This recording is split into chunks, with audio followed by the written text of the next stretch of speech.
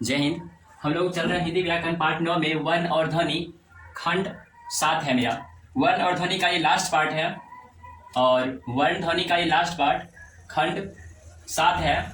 इसमें हम देखेंगे वर्ण के उच्चारण स्थान एवं वर्गीकरण, यानी वर्ण जो है उसका क्या उसका उच्चारण है और इसका वर्गीकरण या उच्चारण स्थान इसका क्या है, इस पे हम लोग विचार करेंगे। ठीक है, तो हम लोग चले इस पे विचार करने के लिए और देखते हैं। ये पाठ का अंतिम पाठ है, ये वर्ण और ध्वनि का अंतिम पाठ है। हिंदी व्याकरण में वर्ण और ध्वनि का ये अंतिम पाठ है और जिसे हम अंतिम खंड 7 में लेकर के रखे हैं। ठीक है, खंड मेरा ये 7 है, वर्ण के उच्चारण स्थान एवं वर्गीकरण। अब चलते हैं हम उच्चारण स्थान, यानी इसका उच्चारण स्थान जो है क्या है। उच्चारण स्थान वर्ण, उच्चारण स्थान वर्ण और नाम।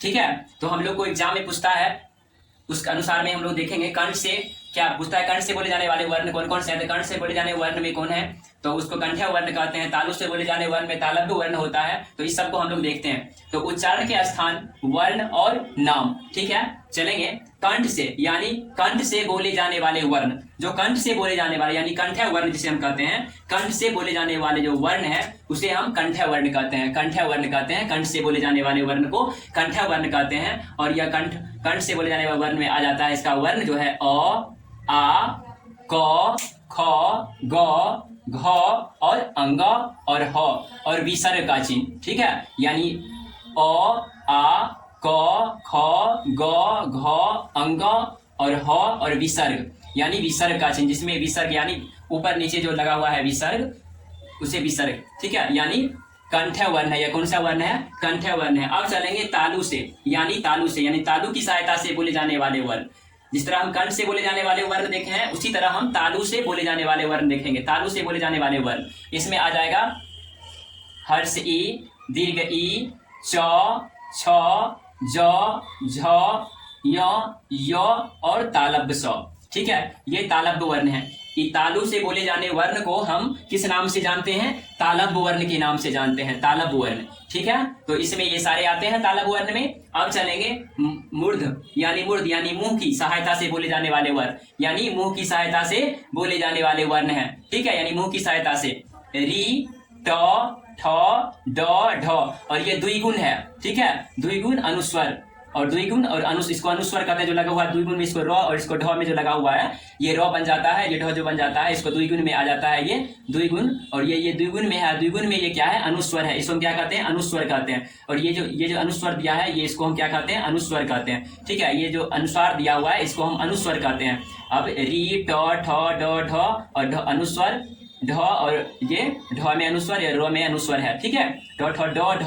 ठीक है, जो र बन जा रहा है ये ढ है, तो ये अनुस्वर है। ठीक है, और र और तालव्य स। ठीक है, अब इसमें ये है, इसको हम करते हैं मूर्धन्य वर्ग। किस नाम से जाना जाता है, तो ये मूर्धन्य वर्ग के नाम से जाना जाता है। अब हम चलते हैं, तो अब इसमें चलेंगे हम दंत से, यानी दंत, यानी दांतों की सहायता से बोले जाने वाले वर्ण, यानी दांतों की सहायता से जो बोले जाने वाले वर्ण है वो कौन कौन से हैं। तो दांतों की सहायता से बोलने वाले वर्ण जो है ये त है, थ, द, ध, न, ल और स है। ठीक है, यानी ये कौन सा स है, मूर्धन्य, यानी तालव्य स होता है, मूर्धन्य तालव्य स, मूर्धन्य स और दंत स जो होता है उस प्रकार का स है। यानी तालव्य स, मूर्धन्य स और दंत स जो आता है, तालव्य स इसको कहते हैं, मूर्धन्य स इसे कहते हैं, उसे दंत स कहते हैं। ये दंत स के रूप में आता है, ये दंत स के रूप में आता है। ये तालव्य स हो गया, मूर्धन्य स, ये दंत स के रूप में आता है, यानी दंत स है, ल और स, और ये मूर्धन्य स है। ठीक है, अब चलेंगे हम ओष्ठ, यानी ओष्ठ की सहायता से, यानी होठ, यानी ओष्ठ की सहायता से बोले जाने वाले वर्ण। हर्ष उ, दीर्घ उ, प, फ, ब, भ, म। दीर्घ उ, हर्ष ई, दीर्घ उ, प, फ, ब, भ और म। ठीक है, तो इसको कहते हैं ओष्ठ्य वर्ण, इसे हम कहते हैं ओष्ठ्य वर्ण के नाम से जाने जाते हैं। ये जो है ये दंत जो है दंत वर्ण के नाम से जाने जाते हैं। अब चलेंगे कंठ और तालु से, कंठ और तालु दोनों की सहायता से बोले जाने वाले वर्ण, यानी कंठ और तालु, यानी कंठ और तालु दोनों की सहायता से जो वर्ण निकलता है वो कौन सा वर्ण है, तो ए और ऐ।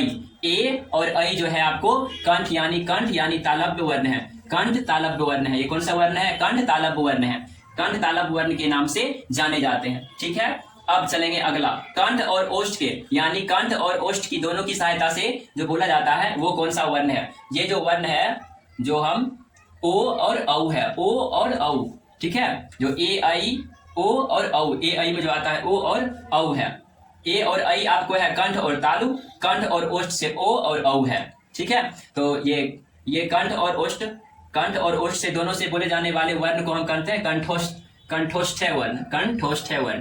ठीक है, कंठोष्ठ्य वर्ण में आता है। अब चलेंगे दंत यानी दांत से, दांतों और ओष्ठ की सहायता से बोले जाने वाले, दांत और ओष्ठ, वो जो है दांत और ओष्ठ की सहायता से बोला जाता है। और इस प्रकार के वर्ण को जो कहते हैं दंतोष्ठ्य वर्ण कहते हैं। इस प्रकार के वर्ण को क्या कहते हैं? दंतोष्ठ्य वर्ण कहते हैं। अब हम चलेंगे नासिक यानी नासिका यानी नाक से बोले जाने वाले वर्ण जो है उसे नासिक वर्ण कहते हैं। ठीक है, तो इसमें हम चले आते हैं।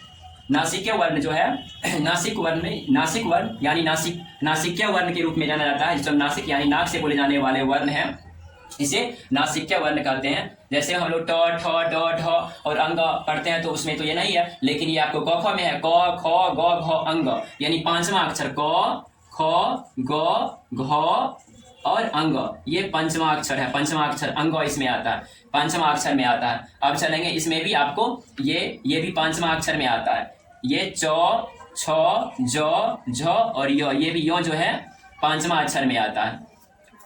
अंग और ये दोनों पांचवा अक्षर का है। अब चलेंगे न, ट, ठ, ड, ढ और न, ये भी पांचवा अक्षर का आता है। नासिका में पांचवा अक्षर का प्रयोग हो रहा है, नासिका में ज्यादा करके। अब ये न, अब उसके बाद चलेंगे प, फ, ब, भ और म, ये भी म भी आता है आपको पांचवा अक्षर में आता है नासिका में। यानी नाक से बोले जाने वाले वर्ण की अगर पांचवा अक्षर की बात करें तो ये आता है। ठीक है, तो ये आपको उसके बाद अंग और अंग, ये अनुस्वार है। अनुस्वार यानी चंद्र बिंदु का जो प्रयोग हो रहा है, ये चंद्र बिंदु का जो प्रयोग है और अनुस्वर का जो प्रयोग हो रहा है, चंद्र बिंदु और अनुस्वर का जो प्रयोग हो रहा है, ये नासिका में हो रहा है। यानी वर्ण का पांचवा अक्षर, यानी वर्ण का पांचवा उच्चारण स्थान, जिसको पंचवर्ण कहते हैं। ठीक है, जिसे हम पंचवर्ण भी कहते हैं और पंचवर्ण के नाम से भी जाना जाता है। यह इस प्रकार का वर्ण पंचवर्ण होते हैं।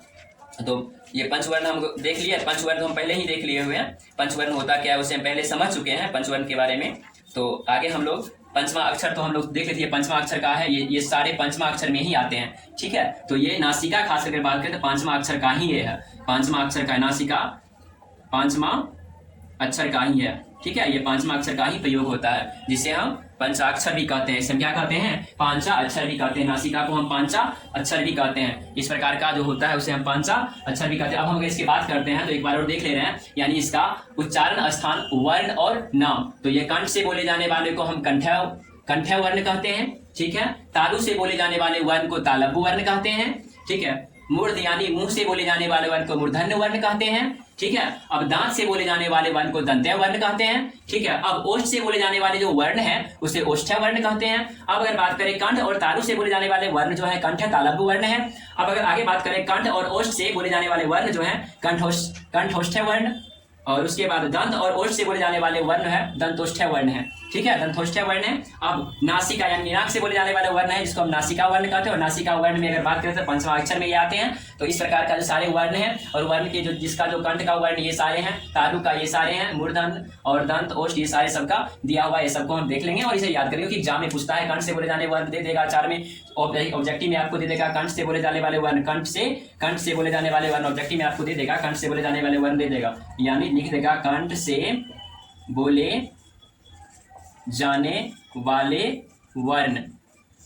अब उसमें आपको ऑब्जेक्टिव में दे देगा, आपको एक ए में दे देगा, आपको ई, बी में दे देगा अ, सी में दे देगा फ और डी में दे देगा इनमें कोई नहीं। तो इस प्रकार में मेरा कौन होगा? तो इसमें हम देखेंगे यानी कंठ से जो बोले जाने वाले वर्ण है अ है, तो इसका ऑप्शन कौन होगा? मेरा बी। तो इस प्रकार में किसी में से आपको कहीं भी दे सकता है ऑब्जेक्टिव में, तो इसे आप लोग देख लेंगे। ठीक है, क्लास 10th 9th ये खासकर हिंदी व्याकरण में पूछता ही है और क्लास 6 के बच्चा को भी पूछता है। तो ये सारे वर्ण हम देख जाएंगे और इसे हम याद रखेंगे। इसे यानी खास करके कंठ से, तालु से, मृदा से, दंत से, ओष्ठ से, कंठ से, और कंठ तालु से, कंठ ओष्ठ से, दंत ओष्ठ से, नासिका से जो बोले जाने वाले जो भी वर्ण है और उनके नाम जो है कंठ्य वर्ण, तालव्य वर्ण, मूर्धन्य वर्ण, दंत वर्ण, ओष्ठ्य वर्ण, कंठ तालव्य वर्ण, कंठोष्ठ्य वर्ण, दंतोष्ठ्य वर्ण, नासिका वर्ण। तो ये सारे को हम लोग देख जाएंगे। ठीक है, और यह पाठ अब आपको खत्म हो गया है, यानी वर्ण और ध्वनि का जो पाठ है वह अब समाप्त हो गया। यानी अब हम जो चलेंगे